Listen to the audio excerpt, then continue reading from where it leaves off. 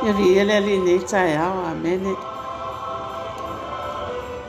Ia ole tatou au na masang ia ata mai.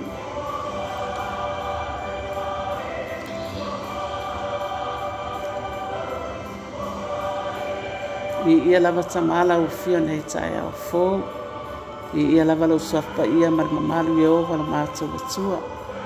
La mataria foi por kalama ala whanau tama mātou whaatangisia pea le whaunga la uafio iai mātou ina ia mātou whaia lava nei whaasoa tama o iai manuia ma le alofa mai la uafio ina ia vi ia lava tama la uafio ona Yesu.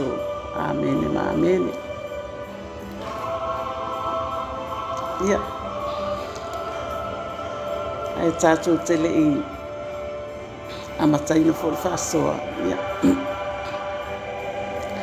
o le au nanga le ia whea o le sātauro. Amene.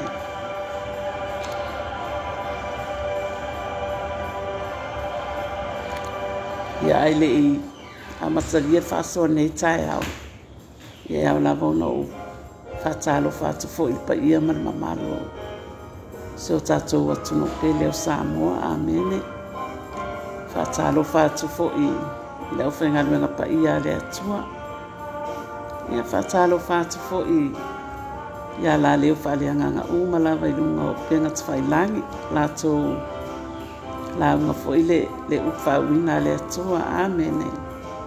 Whaatalo whaatu le ainga o le whaatuatua le tino keriso. Ia whaatalo whaatu fo i la usunga whaatonu Pastor Mike ma le whaitua ia Sarah. Ia whapea fo ino whaalo ma le kāle sia i Marewa. Ia malo lava na ngā lulue. O le vi inga lava i fo i le atua. Amene. Ia nei tae au ia i whapea nā fo i ona abatu fo i se upo mai le awhianga pa ia le atua. Ia i whapea nā fo i ona taita ina i fo i matai ala i nai. I tātou fo i nei aso. Amene.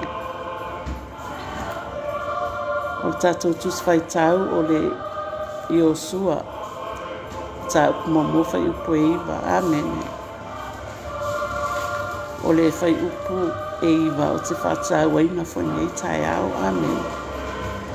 O te le whai atu ea ia te oe.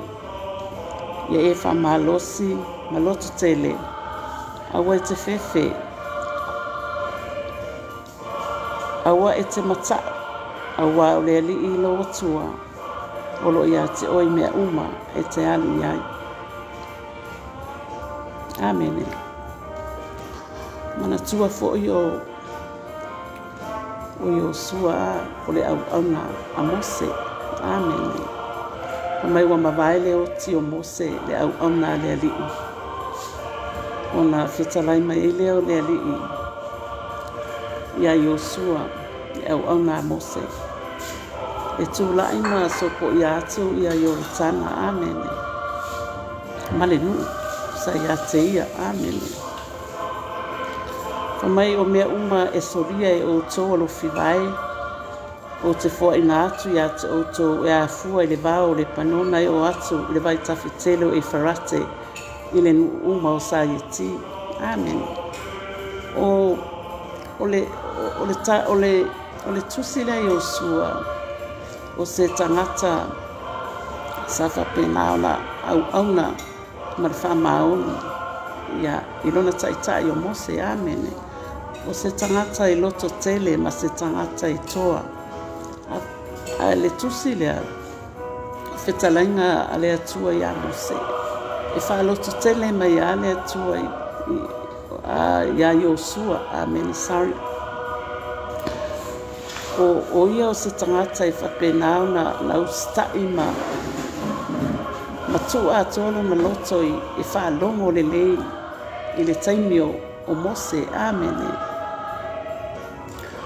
O le telefo ana tusi o se tangata i whapenao na toa na loto ma o se tangata i au na marwhamaonu. Amene. Ia wa mawai le oti o Mose na le au na le ali. A wa whapena fo i ona alofa i le atua i a Iosua. Amene. Pe ona i alofa i lana au na o Mose. Amene. Sa whaaloto tele le ali i a te ia. A wa sila fia i le atua. Lona au na marwha maoni i lana au na o Mose i taimi au na i o ia i a Mose. Amene. Bila ona i e whai tau nei tai au.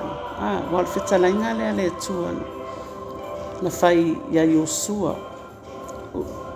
Mai o mea umalava ke te alu iai mai au le fefe au le matau aua o lo iai le atua ia te ia amene a fai lana na fetalai le atua ia Iosua ma faamalosi ia te ia e talitonu foʻi e fai e le atua ia i tatou amene pe a fai e moni lo tatou faatuatua ma lo tatou alolofa i le alii e faapena foʻi ona alofa mai ai le atua ia i tatou pe a fai foʻi tatou te o atu i mea uma lava lenei aso pei foi la o le a tatou o atu foi nei aso e faafeagai ma feʻau ma galuega ia e faapena foi ona laveaʻina i tatou e le atua i ona aualofa ma le mana o lona agaga paia ia o se tatou faamalosi na lenei taeao o le upu foi na le atua e taʻitaʻina i tatou ina ia faapena ona tatou maua i pea le manuia ma le alofa tunoa o le atua tatou savavali foʻi ma le atua nei aso tatou ō ma le atua ia e faapena ona manuia ai mea uma tatou te faia ona o iesu le tatou alii ia tamā ia ua iʻu le faasoa lau fagau faafetā iā tamā i lau upu ia mai e faapena ona taʻitaʻina ai foʻi matou lenei aso tamā faamanuia mai lauafio i mea uma ina ia manuia lava mea uma tamā ona iesu amene ma amene ia faamanuia tele lava le atua iā te outou uma lava sa faapena ona mai moa mai foʻi ma lagolago ma mafuta mai nei polokalama faamanuia le atua iā te outou uma le suafa manumālo o iesu keriso amene ma amene